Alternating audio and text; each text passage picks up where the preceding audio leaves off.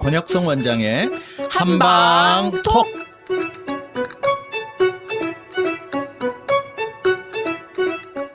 청취자 여러분 안녕하십니까? 권혁성입니다. 안녕하세요. 서유경입니다. 네, 오늘의 주제는 요통입니다.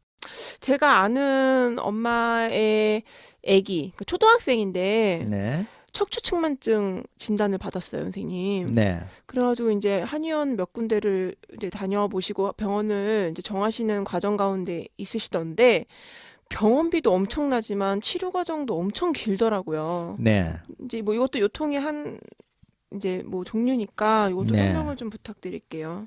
척추측만증이 이제 아이를 가진 어머니들한테 이제 관심이 많을 거예요. 요즘 아이들이 특히 네네. 이제 측만증이 많잖아요. 네, 제가 알고 있는 아이도 네. 척추측만증 그 진단을 받았더라고요. 네. 근데 이게 어마어마한 치료 과정이 네.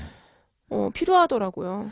되게 긴 그럼요. 시간. 그럼요. 이거는 이제 자세 때문에 구조가 변한 거기 때문에 우리가 수술해서 톡톡톡 이렇게 블록 쌓듯이 맞춰지는 것도 아니고 그걸 꾸준하게 이렇게 바꾸는 게 어려운 거예요. 왜냐하면 골격이라는 거는 힘을 받는 쪽으로 자라게 돼 있어요. 줄어들고. 그래서 이제 역도 선수의 척추는 굉장히 두껍고 네. 커져 있어요. 그래서 이제 우리가 힘을 받는 쪽으로 뼈는 이렇게 계속 자라게 돼 있는데 측만증이라고 하는 거는 우리가 임산부 배 나온 사람들이 뒤로 젖혀지듯이 네. 한쪽으로 이렇게 어깨가 기울면 밑에서는 반대쪽으로 기울게 되죠. 그러니까 이제 예를 들어서 우리가 고개를 한쪽으로 이렇게 제끼고 옆으로 이렇게 젖히고 책을 계속 본다든지 TV를 시청하게 되면 네. 어떻게 돼요? 경추는 왼쪽으로 가면 허리 쪽에서는 오른쪽으로 이렇게 틀어져야 직선으로 설 수 있잖아요. 네. 그래서 전반적으로 이렇게 희게 되는 겁니다. 이거는 타고나는 거예요, 선생님? 타고나는 게 아니고 생활 습관이라고 보시면 됩니다. 만들어지는 예. 거예요? 그래서 이제 뭐 가족이 뭐 한 20에서 40% 정도는 가족들의 습관적인 게 있더라라고 이제 보는데 이거는 엄연하게 후천적으로 습관적으로 오는 거고요. 요즘 아이들이 이제 책 보거나 글 쓰거나 할 때 비스듬하게 쓰게 되고요. 그리고 가방 같은 거 들 때 요즘은 백팩을 많이 들지만 한쪽으로 무거운 거 들면 한쪽 어깨가 올라가잖아요. 네네. 그러면서 골격이 삐뚤어지고요. 이게 유독 어린아이들한테 청소년들한테 많아지는 이유는 네. 청소년들은 한참 뼈가 자라는 나이잖아요.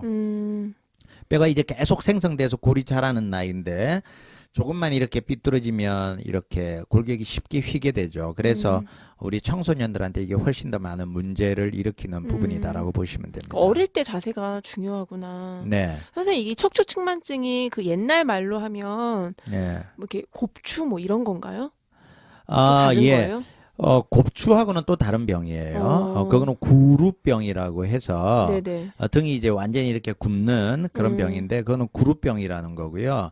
측만증은 이제 한의학적으로는 구루라는 병과 이제 유사하게 이제 한의학 분류를 용어로 이제 하는데, 찾았지만 측만증이라는 거는 뭐 그 정도까지 우리 곱추 있는 병하고는 좀 구별돼야 되고요.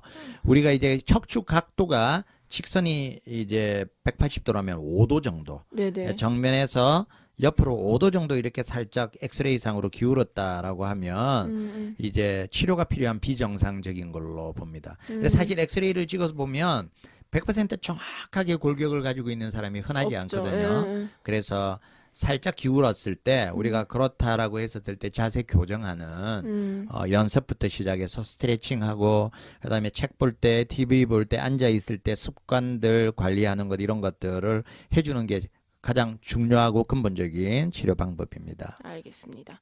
또 다음으로 이제 어른들한테 제일 많은 병이 네네. 척추 협착증이에요. 협착증. 척추관 협착증. 네. 그래 이제 척추관 협착증인데요. 이거는 이제 척추관이라는 거는 네. 우리 감자탕 드셔보셨어요? 그 안에 이렇게 네, 감자탕 보면 등뼈 그 사이에 구멍이 있는데 그 안에 심 같은 게 들어 있어요. 그게 이제 척추예요. 훅 빨아서 먹잖아요, 그죠? 네. 그게 이제 척수신경인데 그 신경이 지나가는 그 관이 노화에 의해서 또는 비정상적으로 이제 증식되는 여러 가지 질환들에 의해서 그게 좁아지는 거예요. 좁아지는 거예요. 그래 압박이 되는 거죠. 음. 그리고 이제 척추를 지나다니면서 옆으로 신경이 빠져나와요. 네네. 근데 빠져나오는 관들이 또 좁아지기도 하고요. 음. 그래서 이 척추관 협착증이 나이가 들면은 굉장히 심해지는데 특징이 어떤 거냐면요.